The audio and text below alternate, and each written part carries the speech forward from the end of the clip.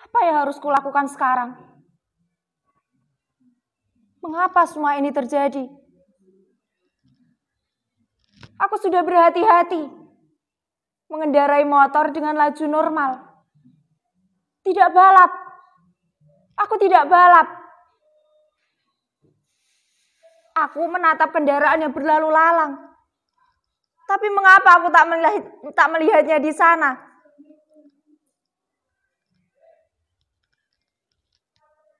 Atau aku sedang melamun? Tidak, aku tidak melamun. Tapi entahlah, mungkin aku sedang melamun. Aku tidak lagi ingat. Sial, benar-benar sial.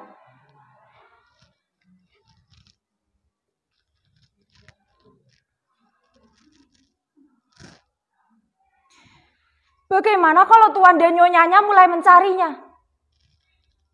Bagaimana kalau ada yang melihatku melakukannya?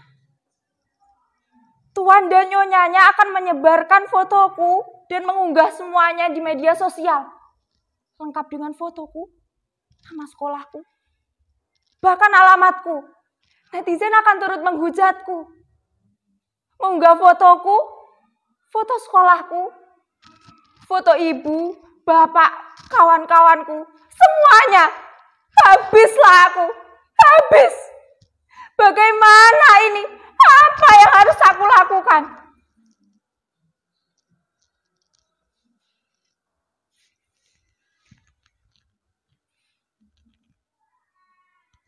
Tenang, Ambina. Tenang. Tarik nafas, hembuskan. Tarik nafas, hembuskan. Ya, aku harus tenang. Aku tak sengaja melakukannya.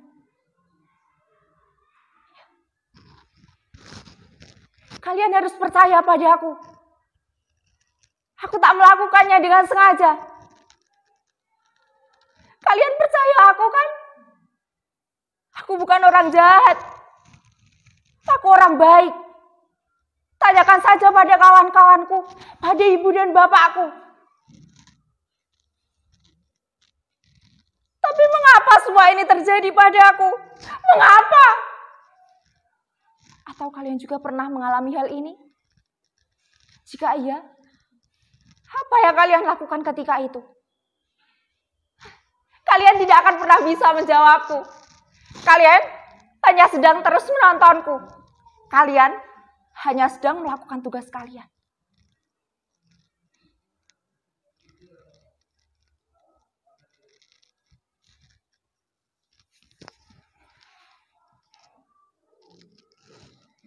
Ambina, apa yang kau lakukan?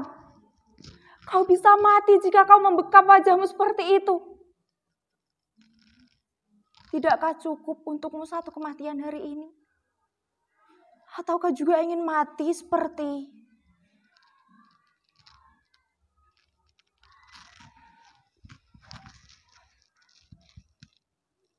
Tolonglah aku. Tolonglah aku. Kalian harus menolongku. Pada siapa lagi aku harus meminta pertolongan? Pada siapa? Aku benar-benar tak sengaja. Aku tak melihatnya. Tiba-tiba dia sudah ada di sana. Oh, apa yang harus aku lakukan? Aku baru saja pulang setelah mengerjakan tugas dengan kawan-kawanku.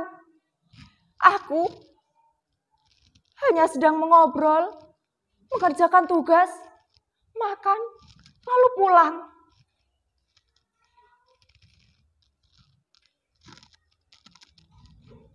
Aku makan sambil melihat telepon seluler dan makananku tidak habis. Tersisa. Aku sudah kenyang.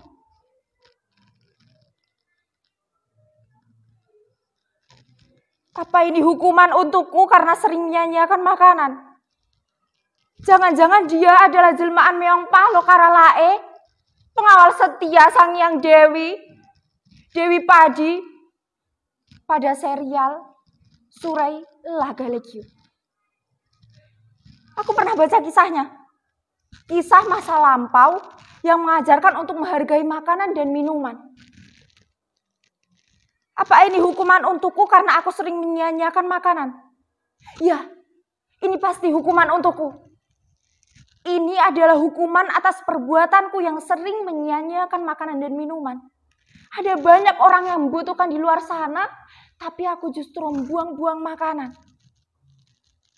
Aku tidak memberi makan pada mereka. Keterlaluan. Ya, kau keterlaluan, Ambina.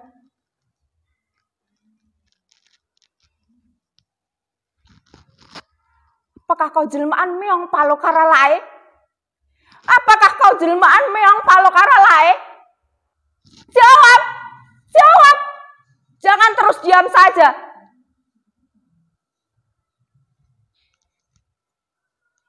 Mengapa kau diam saja? Mengapa kau diam saja? Jawab pertanyaanku.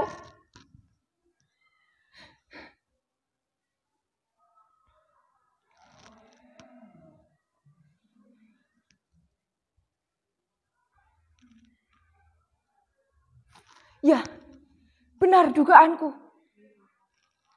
Dia memiliki 3 warna. Dia belang memiliki 3 warna.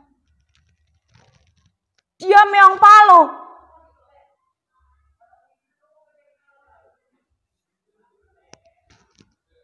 Tidak, dia bukan meong palo. Dia tidak menjawab pertanyaanku karena dia sudah mati. Dia bukan jelmaan siapa-siapa. Dia bukan jelmaan dari meong palo karalae. Bukan pengawal setia Dewi. Bukan pengawal setia Dewi Padi Sangyang Seri. Itu hanya mitos kearifan lokal yang mengajarkan kita untuk terus menghargai bahan pangan yang sudah ada sejak dulu yang telah menghidupi kita. Aku memang salah karena aku sering seenaknya menyia-nyiakan makanan. Tapi ini bukan hukuman. Aku akan belajar menghargai makanan.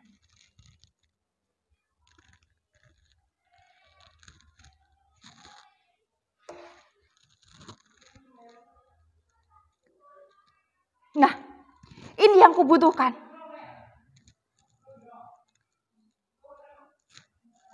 Jadi, dia telah dipelihara oleh bangsa Mesir sejak tahun 4000 sebelum Masehi untuk menjaga bahan pangan dari jarahan tikus. Dia dipercaya sebagai jelmaan Dewi Bastet, bahkan diperlakukan layaknya manusia. Bagi siapapun yang membunuhnya, maka akan mendapat balasan dibunuh juga. Hah? Apa?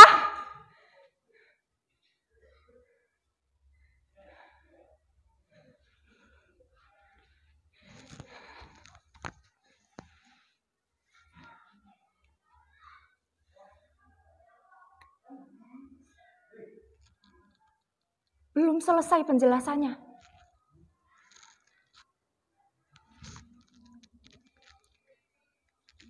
Tradisi Mesir kuno meyakini bahwa mitos inilah yang memunculkan bahwa bagi siapapun yang mengubur mati tertabrak akan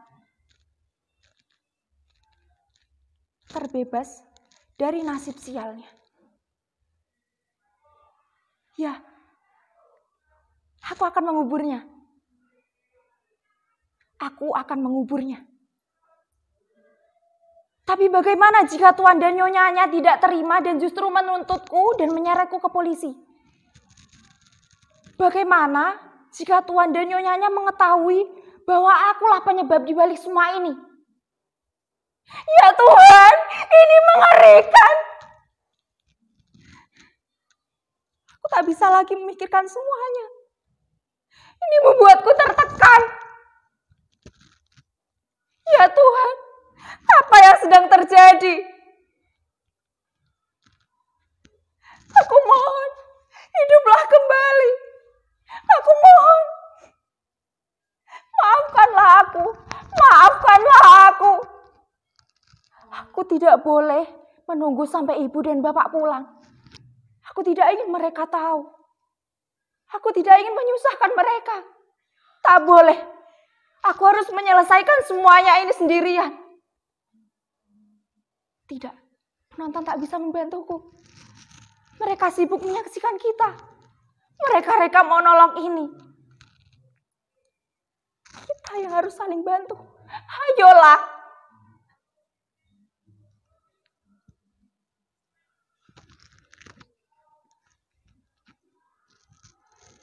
Siapa yang datang?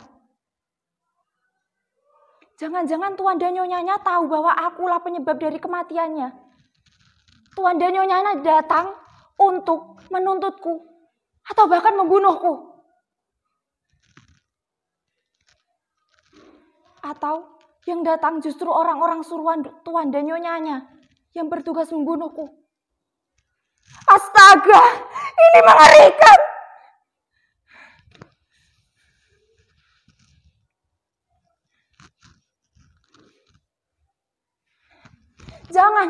Jangan tangkap aku. Aku tidak sengaja menabraknya. Tidak sengaja. Sungguh, tidak sengaja. Aku tak melihatnya.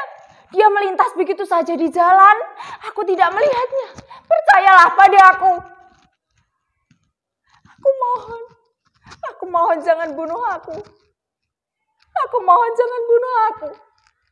Aku tidak sengaja. Tidak sengaja. Aku masih ingin hidup.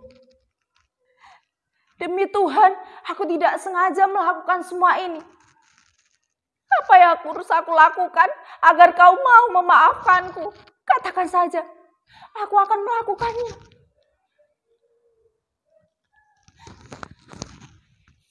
Tidak, aku tidak sengaja menabraknya. Ini adalah penjelasan yang jujur. Tidak ada niat untuk menabraknya. Ini murni ketidaksengajaan. Dan ketidaksengajaan patut untuk dimaafkan. Aku mengakui aku lalai. Aku akan bertanggung jawab atas kelalaianku. Aku akan menguburnya. Ya, aku akan menguburnya. Aku akan datang ke Tuan dan Nyonyanya dan menjelaskannya dengan jujur. Jujur lebih baik